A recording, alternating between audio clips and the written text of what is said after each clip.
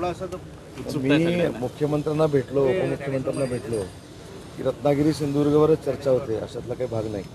कालपासून मुख्यमंत्री महोदयांच्या नेतृत्वाखाली विदर्भाच्या काही जागांवर दौरा मुख्यमंत्री महोदयांचा झाला. त्या संदर्भात मी आदरणीय DCM साहेबांची चर्चा केली. विदर्भातल्या अन्य ज्या जागा आहेत शिवसेनेच्या आहेत तिथं कशा पद्धतीनं कामकाज चालू आहे ह्याचा आढावा देखील मी आदरणीय उपमुख्यमंत्री महोदयांना देवेंद्रजींना दिला. मला असं वाटतं की संघटनात्मक आणि जी निवडणूक चालू आहे या संदर्भातली चर्चा होती. कुठेही रत्नागिरी सिंधुदुर्गच्या जागेवर इथे चर्चा झालेली नाही आणि आम्ही दोघं म्हणजे मी त्यांना भेटून सिंधुदुर्ग आणि रत्नागिरीचा प्रश्न सुटेल असं मला वाटत नाही. त्याच्यामुळे कुठेही रत्नागिरी सिंधुदुर्गवर चर्चा झाली नाही. जी चर्चा झाली ओव्हरऑल कालचा जो मुख्यमंत्री महोदयांचा दौरा झाला त्याच्या संदर्भात चर्चा झाली.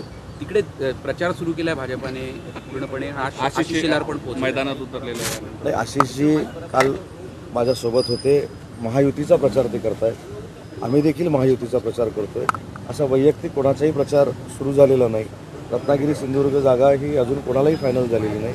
नेते मंडळींच्या चर्चेनंतर रत्नागिरी आणि सिंधुदुर्ग जागा ही महायुतीच्याच उमेदवाराला मिळणार आहे. आम्ही देखील महायुतीच्याच उमेदवाराचा प्रचार करणार. किरण सामंत यांनी दोन्हीकडून ट्विट केले आणि व्हिडिओ टाकला होता अजितदादांच्या खासदारकीमध्ये मिठाचा कडा असेल तर आमदारकीबाबत विचारत. त्यांना अजितदादांचं भाषण आवडलं म्हणून टाकलेला तो व्हिडिओ होता. मला त्याच्यातनं काही राजकीय हेतू असा होता असं मला वाटत नाही.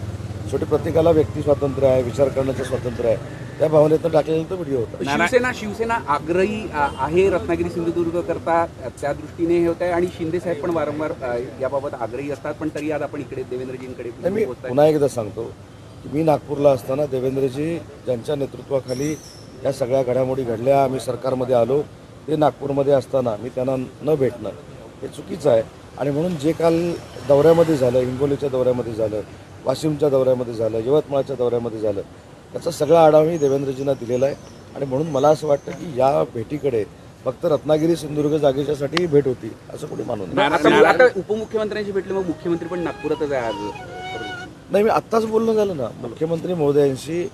आदरणीय उपमुख्यमंत्री महोदयांचं देवेंद्रजींचं आता टेलिफोनिक बोलणं झालेलं आहे. जे काही आढावा मी सांगितलेला होता त्याच्यावर दोघांची चर्चा झालेली आहे. त्याच्यामुळे मला असं वाटतं की मुख्यमंत्री महोदय इथं आहेत, देवेंद्रजी इथं आहेत, त्याच्यामुळं असं कोण कोणाला भेटत नाही याचे वेगळे अर्थ काढण्याची काही गरज नाही. सूत्रांच्या याच्यावरनं तुम्ही काढू नये ही माझी विनंती. रवींद्र वायकरांच्या उमेदवारीला विरोध होतो आहे भाजपकडून. साहेब, उमेदवारीच्या बाबतीमध्ये चर्चा करणार एवढा मी मोठा कार्यकर्ता नाही. जे काही निर्णय होतील त्या निर्णयाबरोबर भाजप, शिवसेना, राष्ट्रवादी आणि मित्र पक्षाचे सगळे कार्यकर्ते काम करतील. नारायण राणेंनी असं म्हटलंय का मला देवेंद्र फडणवीसांनीच आग्रह केला होता भाजपमध्ये येण्यासाठी. त्या सगळ्या गोष्टीतून आता कुठेतरी बोलून दाखवणे हा किस्सा, त्यामुळे कुठेतरी भाजपच्या जागेसंदर्भात हे दबाव टाकण्याचा प्रयत्न. राणे साहेब हे महायुतीतले ज्येष्ठ नेते आहेत. त्यांच्या वक्तव्यावर मी माझं वक्तव्य म्हणणं मांडणं योग्य नाही. राऊतांनी टीका केली मोदी साहेब वीज पेरल्याचं काम करत आहे. मोदी साहेब वीज पेरल्याचं काम करत आहे. मला असं वाटतं की रोज सकाळच्या पत्रकार परिषदेला आपण एवढ्या गांभीर्याने घेण्याची आवश्यकता नाही. त्यांचं एक 3 दिवसापूर्वीचं वाक्य होतं की 35 जागा निवडून येणार आहेत. ते महाराष्ट्राबद्दल बोललेले नव्हते, ते देशाबद्दल बोलले. संजय राऊत म्हणाले की भाजप शिंदे गटाची अवस्था जी आहे ते भाजपच्या रफेलसारखी आहे असं शब्दांमध्ये त्यांनी. मी एवढा काही साहित्यिक नाही असे शब्दप्रयोग करण्यासाठी. मी सांगितलं की त्यांच्या प्रत्येक पत्रकार परिषदेला तुम्ही एवढं गांभीर्यानं का घेता हेच मला कळत नाही. ज्यांना महाराष्ट्र गांभीर्यानं घेत नाही, शिवसेना म्हणजे उबाठा गांभीर्यानं घेत नाही, त्याला तुम्ही पण गांभीर्यानं घेऊ नका एवढी मला विनंती करायची आहे. आणि असे शब्दप्रयोग करण्यासाठी मी त्यांचा एवढा मोठा साहित्यिक नाही. काल उद्धव ठाकरे म्हणाले भाजपने मला संपवण्याचा प्रयत्न करताय, शिवसेनेला संपवण्याचा प्रयत्न करताय, ते पूर्ण होणार नाही. ते कोण कोणाला संपवण्याचा प्रयत्न करत नसतो. प्रत्येकाचं कर्म स्वतःला संपवत असतं. ज्या पद्धतीने त्यांची कार्यप्रणाली होती, ज्या पद्धतीनं भाजपबरोबर अलायन्स असताना देखील आम्ही काँग्रेसच्या बरोबर गेलेलो होतो, त्याच्यातनं एकनाथ शिंदे साहेबांनी उठाव केलेला आहे. आणि म्हणून मला असं वाटतं की कोण कोणाला संपवत नसतं. आणि ज्यावेळी आपण संपत असतो त्यावेळी कोणावर तरी खापर फोडायचं असतं, म्हणून केलेली उठाठेव आहे. सर, उद्धव ठाकरे म्हणाले की आता अमित शहा मोदी हे चालणार नाही तर पवार आणि ठाकरे चालतील. मोदी शहाचे दिवस गेले, पवार आणि ठाकरेचे दिवस 4 तारखेला कळेल ना. जास्त उगाच तोंडाची वाफ आम्ही पण घालवण्यापेक्षा आम्हाला प्रचार करण्यासाठी भरपूर वेळ आहे.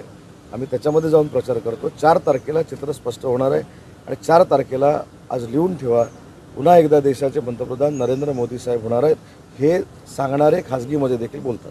तर आपण यवतमाळ वाशिमचा दौरा केला, भावना गवळी कुठेतरी नाराज असल्याची चर्चा आहे. आज त्या पत्रकार परिषद सुद्धा घेणार. आज पत्रकार परिषद ही नाराजीसाठी नाही आहे. त्यांनी स्वतः मुख्यमंत्री एकनाथजी शिंदे साहेबांबरोबर भेट घेतलेली आहे. मी त्या बैठकीमध्ये होतो. त्याच्यामुळे त्यांच्या सगळ्या शंका दूर झालेल्या आहेत. त्यांना देखील मानाचं स्थान भविष्यामध्ये दिलं जाईल.